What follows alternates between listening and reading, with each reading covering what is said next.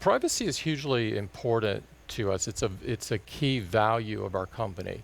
And we think that it will become increasingly important to more and more people over time as they realize that intimate parts of their lives are sort of in the open and being used for all sorts of things. But we're not making a trade-off with customer experience. Our view is you can have both. The big difference that we're doing is that we're holding that information on your device encrypted, so it is yours.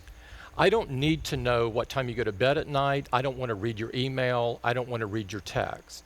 This is not information that we need to know, that we want to know, that we should know. And so all of those things are held on your device, and assuming you want to, you can encrypt those yourself, and I don't have access to them. And in terms of, we just heard Admiral Rogers talking about the relationship and how important that relationship is with Silicon Valley. Are you comfortable with your obligations, not only as to your customers and to your shareholders, but actually as to your national security obligations, insofar as you have them too? That you're doing what you can to help, if necessary, national security, law enforcement, or whatever, to do the job that they have to do. Yes.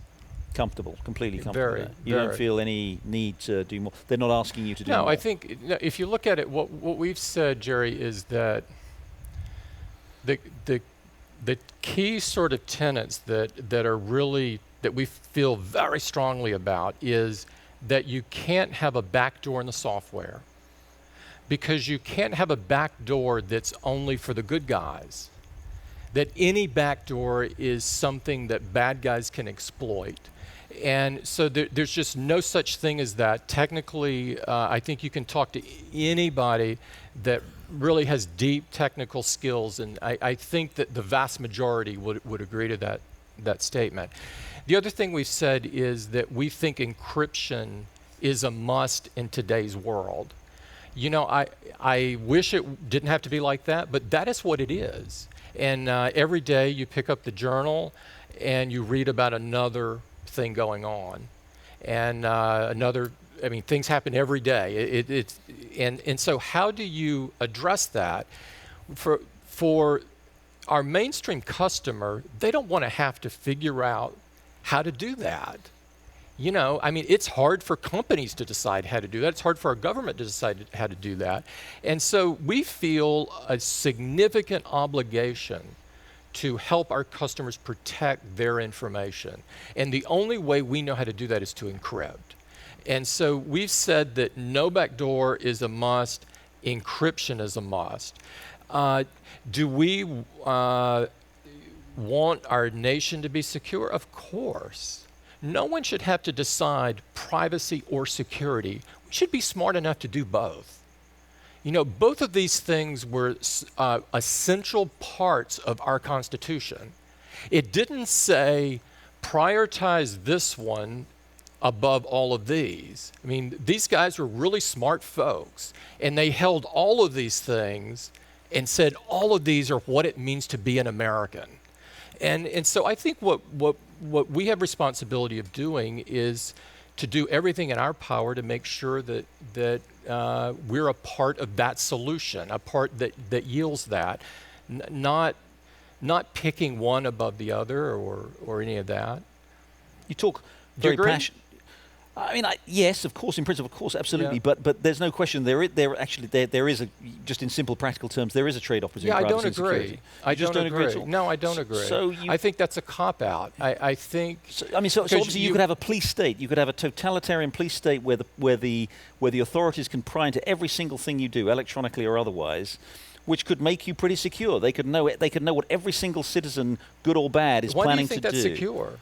I think it would probably make. No, because you're in the long term, it may not make it more secure. They're all good guys. No, I'm not. No, I'm saying yes, they would know. They would know what the bad guys are doing. No. But you're saying they're good, and so it's okay for them to know. But that's not the reality of today. Totalitarian states didn't, in the Soviet era, for example, didn't suffer from. Didn't have very large problems with domestic terrorism I didn't or live back in that insurrection. time, so I can't. Yes, you did. I Yes, you can't did. So you're tell my you. age. I know you are. You may have fared rather better, but you did. No, I mean, there is. No, what I'm clearly there is saying- a what- I'm not saying it's absolute, but there is a What trade-off. I'm saying is that if someone can get into data, it is subject to great abuse.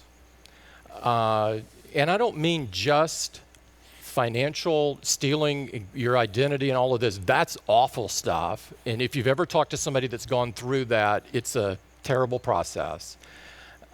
We've all had, probably everybody in this audience, or some huge percent of it, had their credit cards changed. I'm not talking about that either. It's also security. You know, if all of a sudden I'm a bad guy and I can determine where all of our key defense guys are, or all of the key media guys are, or whatever, you don't want that. None of us want that.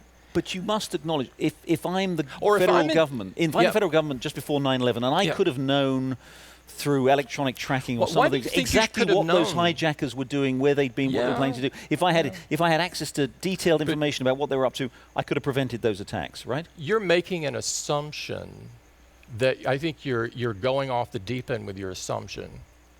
And somebody agrees with me, maybe a few. I think it's not so simple. I think, you know, Jerry, I think we would all agree that if there was a way to expose only bad people, whoever the determiner of what bad is, that would be a great thing. But this is not the world. And so what I'm convinced of, that it's in everyone's best interest, and I don't mean best interest just from a people not knowing about you, but I'm talking about security as well, is that sort of everybody's blocked out. And you may argue with that, and there always is different perspectives, and we're always interested in learning. But today, I don't know a way to protect people without encrypting. And I didn't hear what Admiral Rogers said, but I would guess he would agree with that. Sure he would. Right? I think he would I mean, agree with to that. be clear, I'm not arguing for a police state. I'm not arguing Yeah. for the Stasi. I'm just saying that Yeah. in practice, there is a balance that you can strike between absolute freedom and absolute security, and good societies No. figure out where I that think balance. you're thinking where about the- it where the very right balance is. traditionally. I don't agree. I don't agree. I don't think you have to pick among very important things. Very smart people can figure out both.